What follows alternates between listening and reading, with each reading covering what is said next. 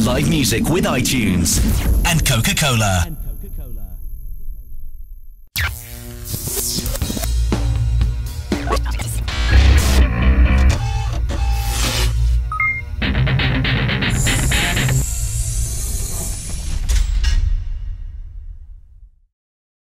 So I'm in the foyer with kids in glass houses. You've just been sound checking. How's it sounding? Sounding good, really good, yeah. Like in the venue, like in the general ambience, it's all right for you guys? I love this venue. It's lovely. Architecture, can't beat it. So you've gone from something which is essentially a hobby to something which is a full-time job. Tell us what it was like signing with Roadrunner.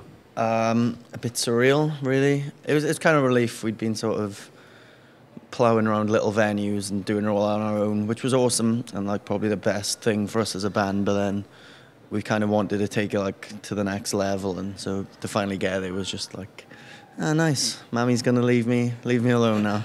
Oh, she's been giving you a hard time. She was just like, you know, I can't keep feeding you and giving you money to go out and get drunk with your friends and buy shoes. So yeah, it was a relief for my parents more than anyone. Brilliant.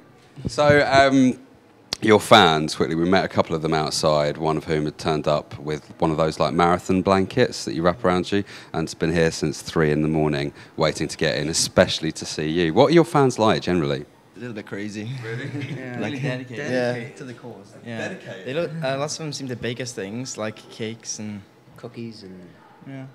Dab hand in the kitchen. Yeah. Go off and everything. Yeah, it's pretty. we always seem to get like a warm welcome when we turn up to shows, and we're all half asleep, you know, coming off the bus or whatever, and they're all like, hi, you know. We're like, hi. That one who's been there since 3 o'clock has travelled from Sweden, which is pretty strange for us. Yeah. How did you know? How do you know? Is she one of your like mega fans? I just met her today. I think it's the first time she's met her, but yeah. she's come from Sweden. So. I feel really rude. So you've been on the road with some pretty amazing names like 100 Reasons, Lost Prophets, Manic Street Preachers. What kind of stuff do you learn from being on the band with people like that? Being on the road with people like that? I guess like when you play with bands that are a lot bigger than you, you kind of learn, like they pass on a lot of good advice, like how to like play the game and stuff like that. But also you learn how to like sort of play in like bigger environments, which is hopefully what we're striving to achieve. But like I don't know, I don't really know what you learn. Don't really learn anything. No. You don't learn anything from these greats, nothing at all. Watch them every night for free. Yeah. That's one of the bonuses for me. You get to learn their songs then. So tell us about the album then. Came out in May, Smart Casual. What's that about? Because your style's sort of more, if you don't mind me saying, casual. It's a casual day today. Today I wore shoes. You wore shoes? Smart, casual. So clothes, innit? We've come down from Wales, so we're like casual, and then like maybe later we'll rap the smart, you know. Oh, rap the smart. Bit of this and that, night and day, you know. Mix it up. What's your sort of favourite item in your wardrobe? Go on, I'll go and go for you.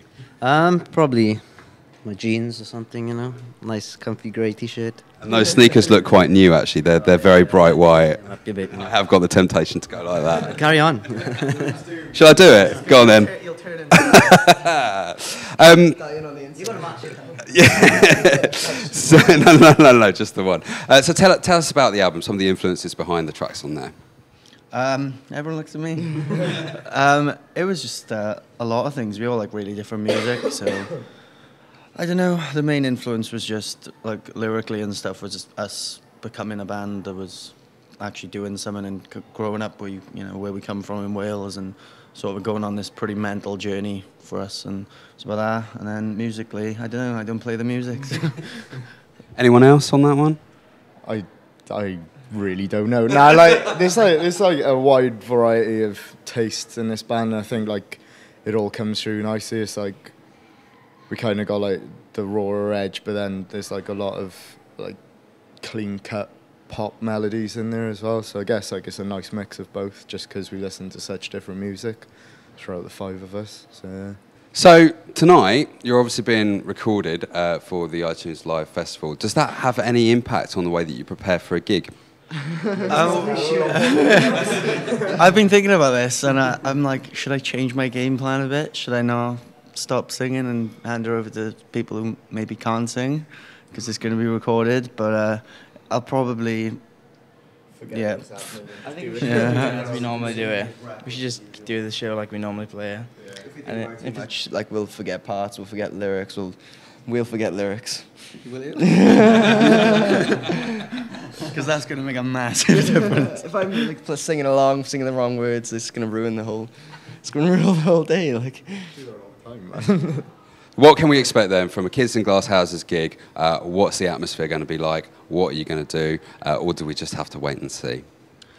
We're going to run around like kids. That's what we usually do. Yeah. Sweat a lot, bleed, Pull muscles. pull muscles. Feel a lot older than we actually. Good vibes. That's generally. It's just a good time. Vibes, like. We're all about the party vibe, so it's just a good time. Yeah, we'll have a good time. Other people have a good time. Collective good time. Good times, one and all. I'm looking forward to your sets in about an hour's time. We'll come and watch. Thanks very much, guys. Live music with iTunes and Coca-Cola.